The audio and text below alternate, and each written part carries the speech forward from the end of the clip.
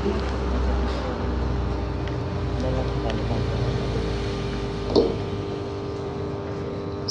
warahmatullahi wabarakatuh. Para asatidzah kami hormati, segenap pengurus Ma'had Ibnu Abbas yang semoga selalu diberi kekuatan, kemudahan dari Allah Subhanahu wa taala. Demikian pula para alumni yang hadir pada reuni pada pagi hari ini, dan secara khusus panitia reuni akbar pertama dari Ma'had Ibnu Abbas As-Salafi. Ya, semoga semua diberi taufik oleh Allah Subhanahu wa taala dalam kebaikan. Alhamdulillah, pada kesempatan yang berbahagia ini kita bisa berkumpul di Ma'had Ibnu Abbas As-Salafi setelah beberapa waktu yang lamanya para santri yang meninggalkan Ma'had ini untuk melanjutkan belajarnya, atau demikian pula untuk memberikan pengabdiannya kepada kaum muslimin,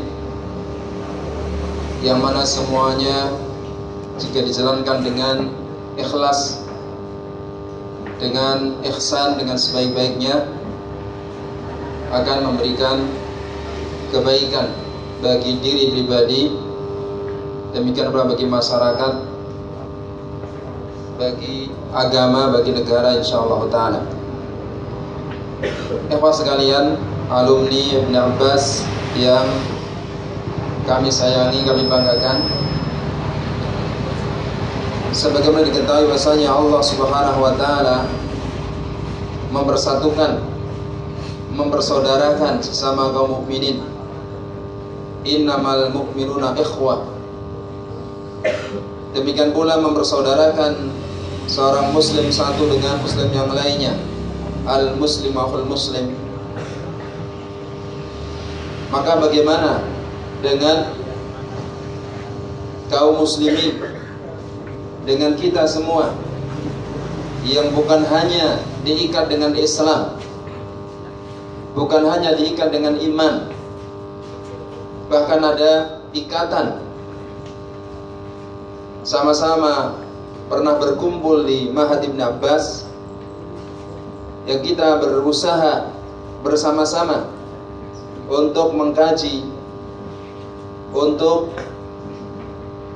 memahami, untuk mengamalkan agama ini sesuai dengan apa yang diajarkan oleh Rasulullah SAW, dipraktikkan oleh para sahabat sesuai dengan kemampuan kita, sesuai dengan keadaan kita. Berikutlah, tentu hubungan itu lebih besar, hubungan itu lebih erat, karena bukan hanya diikat dengan iman dan Islam, akan tapi diikat dengan ikatannya lebih dari itu. Orang mukmin satu dengan yang lain, al-mu'minu lil mu'minin kal bunyanil wahid yasudu ba'dahu ba'dha. Seorang mukmin satu dan yang lainnya itu seperti satu bangunan, sebagiannya mengokohkan sebagian yang lain. Satu bangunan ada fondasinya, ada temboknya, ada atapnya, ada pintunya, ada jendelanya, dan lainnya. Masing-masing memiliki fungsi yang berbeda, akan tapi saling menyokong satu sama lain, saling menguatkan satu sama lain. Demikian pula antum sebagai alumni memiliki kegiatan yang berbeda-beda. Di antara antum ada yang masih kuliah, ya baik di Madinah ataupun di Libya ataupun di Jember ataupun yang lainnya, di UMS dan sebagainya. masing-masing berada pada posisinya masing-masing, maka hendaklah mereka juga saling bisa menolong satu sama lainnya. Karena sebagai tadi telah disebutkan oleh Ustaz Khalid Samudi Hamidallahu Ta'ala, ya bahwa ya dengan bersatu, dengan saling menolong, yang akan membangun kekuatan. Ya. Demikian pula kita. Demikian pula kita sampaikan bahwa di luar sana banyak sekali hal yang perlu kita perhatikan, kita saring.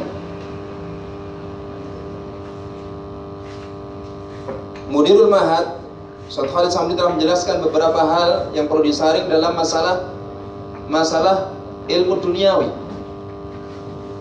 ilmu umum. Ya, di sana ada hal-hal yang tidak sesuai dengan syariat Islam yang perlu dibersihkan, diambil yang bermanfaat, yang baik.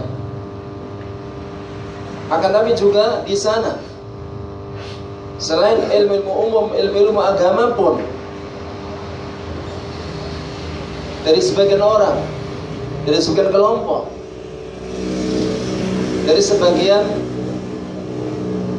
kalangan yang memiliki pemahaman yang tidak sesuai dengan pemahaman as-salafus salih. Ya, maka ini juga kita harus mencermati bagaimana kita istiqamah di atas kebenaran, di atas akidah, di atas jalan, di atas manhaj, di atas ibadah yang telah diajarkan oleh Nabi SAW kepada para sahabat dan diteruskan generasi tabi'in yang mereka adalah al-qurun al-mufaddalah, generasi yang utama. Dan tidak syak lagi tentang kewajiban meniti jalan mereka as-salafus salih.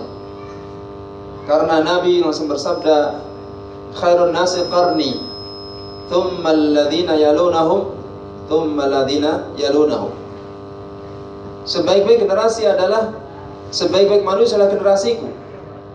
Kemudian orang-orang yang mengiringi mereka, dan orang yang mengiringi mereka. Kalau mereka generasi terbaik, maka mereka teladan terbaik dalam agama ini, dalam segala hal.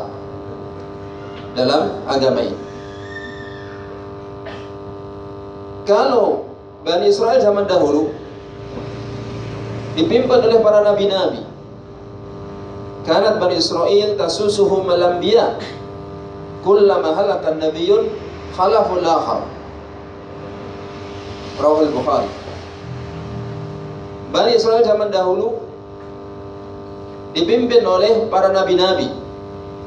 Setiap seorang nabi wafat, digantikan nabi yang lain. Akan tapi Nabi kita, Nabi Muhammad SAW, Nabi terakhir. Tidak ada nabi lagi setelah beliau alaihi salatu wassalam. Akan tapi Allah Ta'ala telah menjanjikan untuk menjaga agama ini. Inna nahnu nazzalna dzikra wa inna lahu lahafidhun. Sesungguhnya kami yang menurunkan adzikr, dan sesungguhnya kami yang menjaganya. Maka itulah Allah Ta'ala akan membangkitkan pada setiap generasi para ulama yang akan menjaga agama ini, yang menjadi teladan bagi kaum muslimin di zamannya, dan kepada mereka lah rujukan utama dalam beragama. Nabi Rasul menyatakan dalam sebuah hadisnya dari Imam Al-Baihaqi dan yang lainnya, ini hasan oleh Imam Al-Albani dalam Mishkatul Masabih dan yang lainnya, beliau bersabda, yahmilu hadha ad-dina min kulli khalafin uduluhu. Agama Islam ini akan diemban oleh orang-orang terpercaya, para ulama terpercaya setiap zamannya, yanfuna anhu takhrif al-ghalin wa ittikhal al-mubtilin wa ta'wil al-jahilin.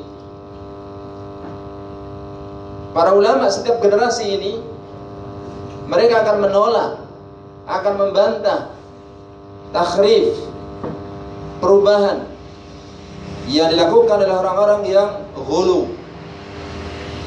Sehingga di sini Nabi SAW mengisyaratkan adanya orang-orang ghulu di antara kaum muslimin di dalam beragama. Ghulu, kelewat batas beragama, yang kemudian akan dibantah oleh para ulama setiap zaman yang mengikuti manhaj Nabi dan para sahabat. Demikian pula Nabi SAW mengisyaratkan adanya wantikhal al-mubtilin, dan para ulama itu membantah kedustaan orang-orang yang buat kebatilan. Di antara kaum muslimin ada yang membuat kedustaan dalam agama, dalam masalah akidah, ada khurafat, dalam masalah fikih ibadah, ada amalan-amalan tanpa dalil padanya, atau di atas dalil-dalil yang lemah, hadis yang lemah ataupun palsu, maka diluruskan, dibantah oleh para ulama yang lurus ini. Wa ta'wil al-jahilin, demikian pula membantah ta'wil orang-orang jahil. Ta'wil yakni makna yang diselewengkan oleh orang-orang jahil, orang yang tidak berilmu, akan tapi menempati posisi-posisi sebagai mursyid, sebagai pembimbing umat, akan ternyata menyesatkannya. Nabi SAW menyatakan dalam hadis Imam Al-Bukhari, Imam Muslim, dari sahabat Abdullah bin Amr bin Al-As radhiyallahu anhuma, beliau bersabda, innallaha la yantazi'u ilma intiza'an walakin yanzi'u ilma biqabdil ulama. Sesungguhnya Allah tidak mencabut, menghilangkan ilmu din dari umat ini dengan sekaligus dihilangkan dari dada manusia. Walakin yaqbidul ilma biqabdil ulama. Akan tapi Allah Ta'ala akan mencabut ilmu dari umat ini dengan mewafatkan para ulama. Walaupun banyak kitab, walaupun banyak program-program, walaupun banyak buku-buku, tetapi ketika ulama ahli sunnah wafat, maka wafat mereka membawa ilmu mereka. Mereka dikubur jasad mereka dengan ilmu mereka.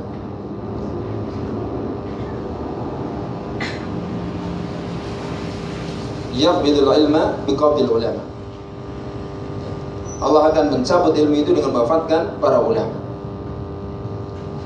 Fa idza lam yubqi aliman, jika Allah Ta'ala sudah tidak menyisakan seorang alim pun, ittakhadhan nasu ru'usan juhala, orang-orang akan mengangkat pemimpin-pemimpin yang jahil. Diangkat karena manusia butuh pemimpin, manusia butuh pembimbing. Maka kita lihat banyak golongan, banyak kelompok dibimbing oleh orang yang jahil dalam masalah din. Walaupun mungkin mereka pakai gelar agama. Saya pernah bertemu dengan seorang ustaz di Jakarta yang bercerita, ya, bahwa di Jakarta ada salah satu universitas yang meluluskan seseorang gelar doktor tafsir, diuji oleh 5 orang penguji, dosen penguji. 4 meluluskan, yang 1 tidak meluluskan, ya, karena mahasiswa tersebut yang sedang meraih gelar doktor tafsir tersebut, ya, dia tidak percaya Al-Quran, tapi diluluskan sehingga punya gelar doktor tafsir Al-Quran, dan dia tidak percaya Al-Quran. Ya, Ustaz Hatta Ahmad Zais Hafidhullah Ta'ala pernah cerita, kita bertemu kawan, punya gelar tafsir Al-Quran tapi tidak yakin Al-Quran. Tentu orang yang punya gelar seperti ini akan punya kedudukan di sebagian tempat, punya kedudukan dan punya pengaruh. Maka kalau kita punya agama, kita punya ilmu, kita bisa menyaring seperti ini. Ada kedustaan pada sebagian orang yang beragama. Maka itulah Allah membangkitkan para ulama setiap zaman. Karena hadis yang disebutkan tadi dari sabda Nabi SAW, yahmilu hadzal ilma, yahmilu, dengan fi'il mudhari yang bermakna istimrar, terus akan ada. Terus akan ada para ulama setiap zaman sampai Allah menghendaki di akhir zaman nanti dengan ketiadaan para ulama, sehingga nanti sudah dekat zaman hari kiamat. Demikian pula tidak asing lagi bagi antum sekalian tentang hadis Taifah Mansurah yang semakna dengan ini. Tetap ada sekelompok kaum muslimin yang di atas al-haq. Lan tazalu ta'ifatun min ummati zahirin 'ala al-haqqi. Akan tetap ada satu taifah, satu kelompok, mungkin satu atau dua atau lebih di antara umatku yang mereka terus menerus di atas al-haq, di atas kebenaran. La yadurruhum man khalafahum. Tidaklah membahayakan mereka orang-orang yang menyelisih mereka. Wala man khadalahum. Demikian pula tidak membahayakan mereka orang-orang yang membiarkan mereka, tidak menolong mereka. La yadurruhum man khalafahum wala man khadalahum hatta ya'ti amrullahi wa hum kadzalik. Sampai datang perintah Allah Ta'ala dan mereka dalam keadaan demikian di atas al-haq. Mereka itulah kita wasiatkan kepada anak-anak kita, para alumni, ya, untuk tadi juga berhati-hati ya dari keadaan yang ada. Ya. Berusaha mengikuti agama dengan sebaik-baiknya, jalan yang telah diwasiatkan oleh Nabi sallallahu alaihi wasallam. Sahabat Al-Irbad bin Sariyah radhiyallahu anhu mengisahkan, sudah disebut dalam hadis Imam Abu Dawud, At-Tirmidzi dan yang lainnya. Beliau mengatakan, "Shalla bina Rasulullah sallallahu alaihi wasallam dzata yaumin salat al-ghada." Rasulullah SAW pernah salat bersama kita salat subuh. Fa'aqbala alaina wa'adana ma'idatan balighatan. Kemudian beliau menghadap kita, berikan nasihat pada kita dengan nasihat yang menyentuh hati. Darafat minhal uyun wa wajat minhal qulub. Yang mana mata kami meneteskan air mata dan hati kami bergetar dengan sebab nasihat tersebut. Faqala qail, sehingga seorang mengatakan, ka'annaha mau'izatu muwaddi'in fa'usina. Seolah-olah ini adalah nasihat orang yang akan berpisah. Maka berilah nasihat kepada kami ya Rasulullah. Ya, sebagaimana antum yang berkumpul sekarang tidak akan berpisah lagi, perlu nasihat yang penting. Begitulah para sahabat melihat ketika Nabi SAW memberikan nasihat yang betul menyentuh hati, seolah-olah nasihat perpisahan, seolah-olah gak akan ketemu dalam jangka yang lama, sehingga mereka minta wasiat penting bagi mereka. Qal, dia bersabda, "Nusikum bitaqwallah." Aku wasiatkan kamu dengan takwa kepada Allah Ta'ala. Ini pertama, ini utama. Ini wasiat Allah kepada seluruh manusia, wasiat Nabi kepada umatnya, wasiat sahabat sama mereka, wasiat para ulama sama mereka, dulu dan sekarang. Walaqad wasayna alladhina utul kitaba min qablikum wa iyyakum an ittaqullah. Takwa kepada Allah Ta'ala. Wa sami wa ta'ah wa in abdan habasyiyan. Dan aku wasiatkan kepada kamu mendengar dan taat kepada penguasa muslim walaupun dia seorang budak Habsyi. Dari mana kita tahu dia seorang penguasa muslim? Dia masih sholat 5 waktu, itu adalah penguasa muslim. Walaupun di sana ada keburukan, di sana ada kezaliman, di sana ada kemaksiatan, ada kefasikan, dia masih sholat 5 waktu, dia seorang muslim. Walaupun di sana mungkin ada kekufuran, bisa jadi belum sampai kepada mereka, bisa jadi belum ditegakkan hujah pada mereka. Dan sekian banyak wasiat Nabi SAW ketika menghadapi penguasa yang buruk, ketika mereka masih sholat 5 waktu, coba tetap mendengar dan mentaati dalam perkara yang ma'ruf, dalam perkara yang ma'ruf. Karena kemungkaran mereka jika dihadapi dengan pemberontakan umpamanya akan menimbulkan kemungkaran lebih besar. Maka tidak boleh melakukan nahi mungkar yang melahirkan kemungkaran lebih besar. As-sam'i wa ta'ah wa in 'abdan habasyiyah. Kemudian apa kata beliau? Wa may ya'is minkum ba'di fasayara ikhtilafan katsira. Barang siapa yang hidup setelah aku nanti akan melihat perselisihan yang banyak. Khilaf di antara kaum muslimin telah kita ketahui di dalam sejarah dulu dan sekarang. Ada yang firqah Khawarij, ada yang firqah Rafidah, ada yang firqah Sufiyah, ada yang firqah Mu'tazilah dan sebagainya, dulu dan sekarang. Itu ikhtilaf yang ada di kalangan umat. Apa resepnya? Fa'alaikum bisunnati wa sunnati al-khulafir rasyidin al-mahdiyyin min ba'di. Maka hendaklah kalian berpegang teguh dengan sunnah dan sunnah khulafar rasyidin al-mahdiyyin setelah aku. Ar-rasyidin al-mahdiyyin. Ar-rasyid karena mereka memiliki ilmu an-nafi. Mahdi, rasyid karena mereka mengamalkan ilmu nafi. Mahdi diberi hidayah karena mereka memiliki ilmu nafi. Sehingga menggabungkan antara ilmu nafi dan al-amal salih. Inilah solusi. Inilah solusi, ya.